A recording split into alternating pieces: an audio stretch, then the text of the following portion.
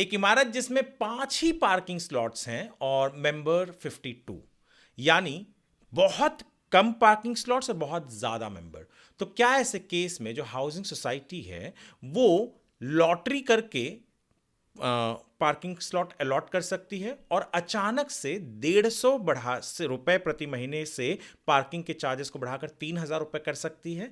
आपको क्या लगता है? या आप जब तक सोचेंगे मैं आपको बताऊंगा कि दरअसल ऐसा केस भी आया और महाराष्ट्र कोऑपरेटिव अपीलेट कोर्ट ने इसमें फैसला भी सुनाया।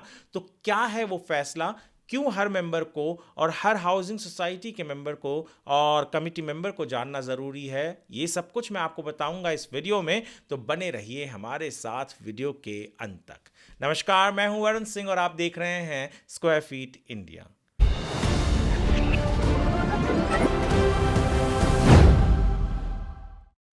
पार्किंग मेरे ख्याल से फिलहाल कुछ दिनों में मैं जितने ऑर्डर्स पढ़ रहा हूं उसमें हर बार अगर 10 ऑर्डर है उसमें से 2 या 3 पार्किंग को लेकर होती है, हाउसिंग सोसाइटी के अंदर जो इश्यूज खड़े हो रहे हैं उसको लेकर।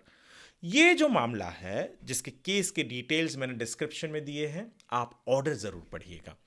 तो मामला जो है वो कुलाबा के एक बहुत ही बड़े हाउसिंग सोसाइटी से जुड़ा हुआ है।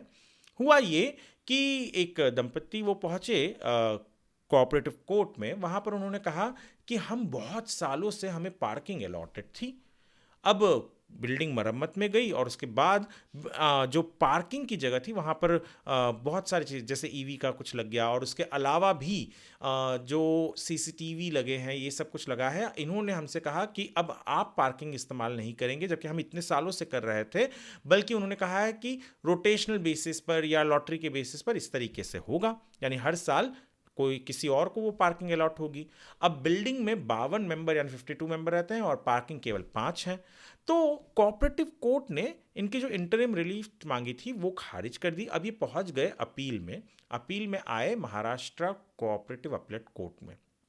27 जुलाई को ये ऑर्डर आया। 27 जुलाई के ऑर्डर में जो कोर्ट है उसने क्लियरली कहा कि ये जो पार्किंग है, जब मेंबर ज़्यादा है, कम पार्किंग है, तो ये सोसाइटी के पास पूरा अधिकार है कि आप रोटेशनल बेसिस पर या लॉटरी के बेसिस पर करें। और इतना ही नहीं, उन्होंने ये भी कहा कि मैनेजिंग कमेटी किसी को परमानेंटली कोई पार्किंग दे दे, ये भी अलाउड नहीं है। एजीएम ने अगर डिसाइड किया है रोटेशनल बेसिस पर करना है तो एजीएम की बात मानी जाएगी। और जो इंक्रीज है 150 से 3,000 रुपये प्रति महीने पार्किंग चार्जेस में, उन्होंने कहा कि ये भी बिल्कुल सही है क्योंकि ये फिनेंशियल जो डिसीजन लिया है वो मेजॉरिटी के साथ एजीएम में लिया गया है और ये जो पैसे आएंगे उसका इस्तेमाल इमारत के देखरेख और मेंबर्स के ही लिए की जाएगी।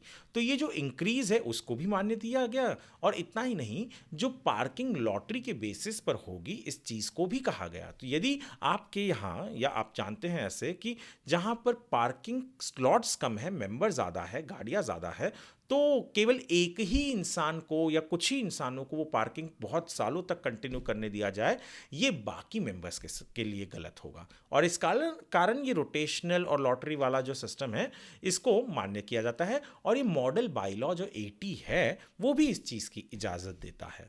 तो बहुत इंपॉर्टेंट ऑर्डर है, बहुत इंपॉर्टेंट डिसीजन है, क्योंकि मैंने इससे पहले भी कहा कि आजकल पार्किंग को लेकर बड़ी समस्याएं होती हैं।